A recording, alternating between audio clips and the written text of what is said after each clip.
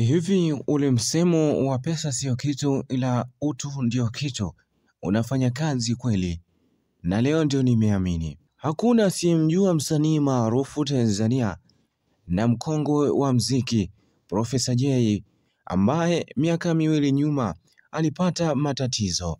Hakuna Mtanzania yote aliyeamini kama atanyanyuka tena kuja kuipambania pumzi na kurudi kwenye mapambano.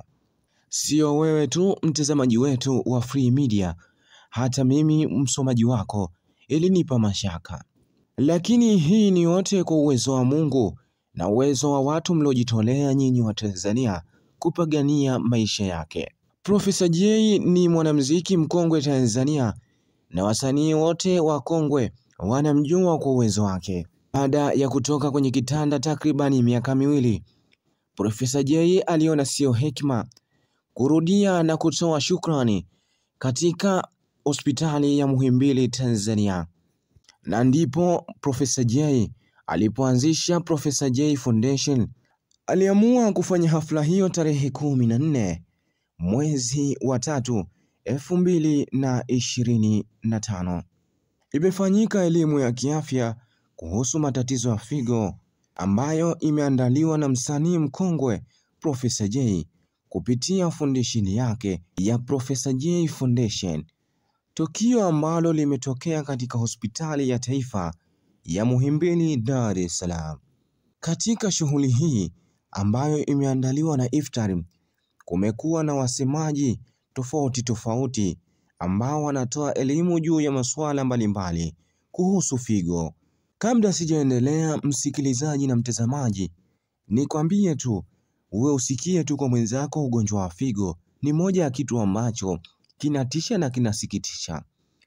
Kwa hiyo jaribu kuwa makini, usije ukashawishika kutoa figo yako kwa ajili ya kujikidhi maisha yako, na madhara yanayoweza kupeleka figo kupata matatizo ikiwemo afya ya vinywaji. Profesa Jay ni mmoja wa mwanamuziki ambaye anahitaji pongezi na alilala kitandani kwa muda mrefu wa kupigania maisha yake. Yeye mwenyewe alisema alishakata tamaa.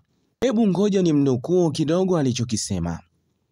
Alisema alienda kufanya show vijijini Pwani. Baada ya kupiga show 2-3 alijihisi uchovu mwilini, lakini alijichukulia hali ya kawaida. Baada ya kurudi kufanya show hiyo, hali ilimzidia na kukimbizwa hospitali mbalimbali na walishindwa kumhudumia, ndipo akapelekwa hospitali kuu ya Tanzania Muhimbili.